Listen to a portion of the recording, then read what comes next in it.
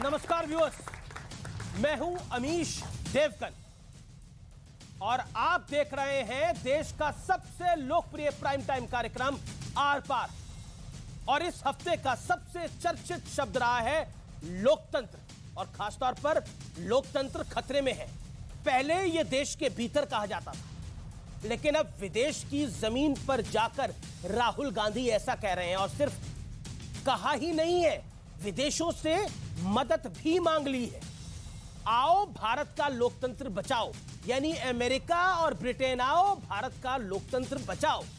लेकिन हैरानी की बात यह है कि भ्रष्टाचार की जांच हो तो लोकतंत्र खतरे में है, चुनाव हार जाओ तो लोकतंत्र खतरे में है, कोर्ट का फैसला सूट ना करे तो लोकतंत्र खतरे में है, अपनी मनमर्जी ना चले, कोट एंड कोट, अपनी मनमर्जी ना चले तो लोकतंत्र खतरे में है। लेकिन क्या आपने कभी ऐसा देखा है कि किसी के घर में कोई विवाद हो जाए तो इस विवाद को लेकर जो व्यक्ति किसी दूसरे मोहल्ले या फिर दूसरे शहर में पहुंच जाए और वहां जाकर लोगों को कहे निपटा दीजिए, ये देखिए हमारा घर बर्बाद हो गया है, हमारे घर में अब कुछ भी ठीक नहीं है।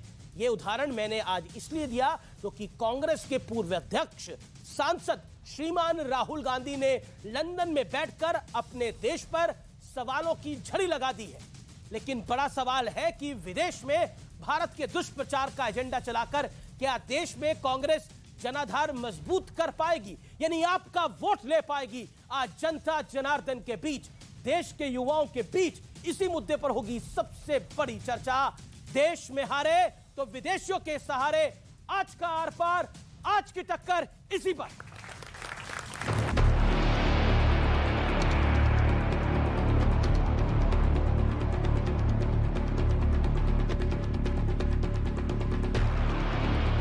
विदेशी जमीन से राहुल गांधी का सरकार पर वार जारी है और बीजेपी कह रही है कि अब राहुल खुलकर दूसरे देशों को भारत में दखल देने की अपील कर रहे हैं। The so-called defenders of democracy, which are the United States, European countries, seem to just be oblivious that a huge chunk of the democratic model has come undone.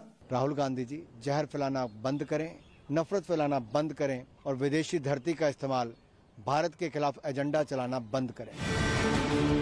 लेकिन मुद्दा सिर्फ इस बयान का नहीं है, राहुल का एक और बयान सुनिए। India is a democracy 3 times the size of the United States, 3 times the size of Europe, and if this democracy crumbles, it will be a huge setback for democracy on the planet. पिछले करीब 8 दिनों के दौरान London में बैठकर राहुल गांधी ने आरोपों की झड़ी लगा दी। पहले बोले भारत में छात्रों से संवाद नहीं कर सकता, can give a talk in Cambridge University, Harvard University, but he can't give a talk in India.